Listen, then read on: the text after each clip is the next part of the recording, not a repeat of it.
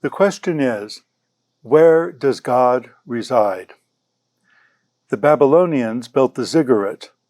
Their temple in blue is raised high between heaven and earth, a meeting place between divinity and humanity. God dwells in the heights. On the left is Anubis, the Egyptian god of the dead and then a mummification. The Egyptians had many gods in animal form. On the right is the Roman god Jupiter, related to the Greek god Zeus and the Norse god Thor, my grandnephew's name Thor.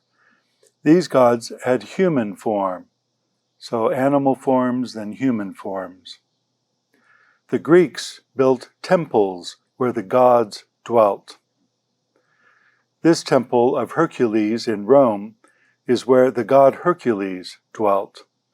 People did not enter the small chamber reserved for the incubation of the god. So where does God dwell? In there. No one goes in. That's what a temple is. The red frames a round temple in Rome where dwelt the god called Fortune of this Day. The blue frames the steps leading up to the temple. The altar stands on these steps. The altar was constructed on the steps leading up to the temple. The altar was not inside the temple because of smoke, blood, and ash. Only the god dwelt in the temple. I'm saying all this because people use all different terms for architecture, for a church, a temple. This is a temple. It's okay to use the term, but it's helpful to be clear about what you're talking about. The altar stands pro, meaning before, in front of, and phanum, meaning sanctuary. This is the origin of our word profane, in front of the sanctuary. Some suggest that Christians in Rome used wooden tables for the Eucharist well into the 7th century. In St. Peter's, only in the year 600 did they stop using a wooden table at St. Peter's Basilica. In contrast to the stone altars of pagan sacrifice.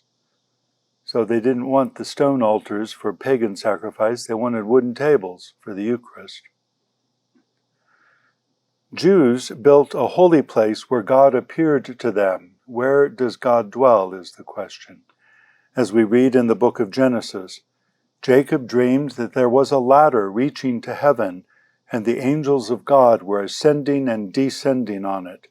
So Jacob took the stone he had put under his head and set it up for a pillar and poured oil on top of it. He called that place Bethel.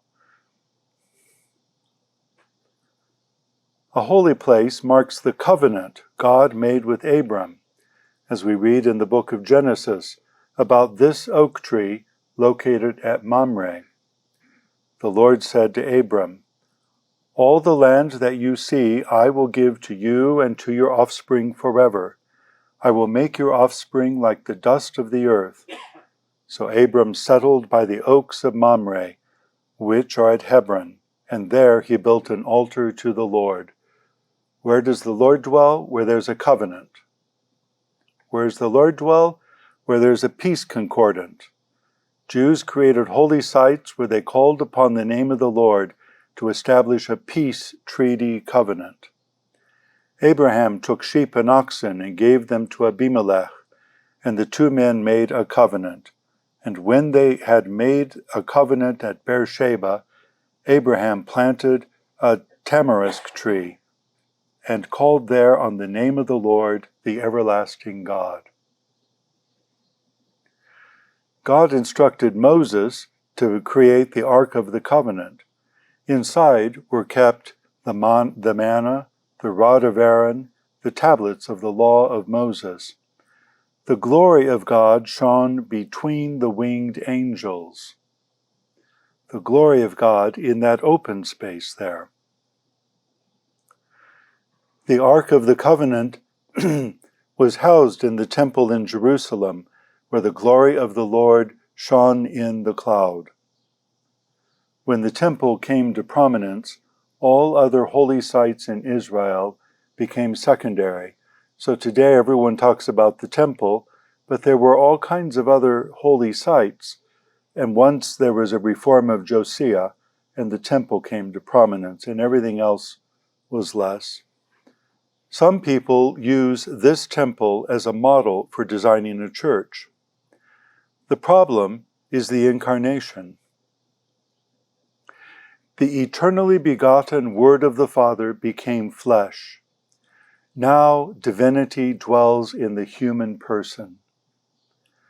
We have seen Christ in human form, and so have seen the Father. The mystery of the incarnation means that God dwells in the human person. God sent the Spirit to dwell within us so that we call out, Abba, Father. Since the incarnation, since the gift of the Spirit, the place of God's dwelling is the human person. We are the temple of God's indwelling. In the top of this dome, you see the image of Christ, the Lord of all, and you see the body of Christ on earth, the church gathered below, in union with Pope Benedict XVI, seated front and center. This is in Harissa, Lebanon. The church is properly the people where God dwells. And by metaphor, the building is called a church because it houses the people, the church. The difficult aspect of building a church or renovating a church is to keep the focus on God dwelling in the human person. The Christian community, the church, and not to revert to the high hill, to the rock, to the oak tree, or even to the Ark of the Covenant and the temple in Jerusalem. Since the incarnation, it's the human person. It changed everything.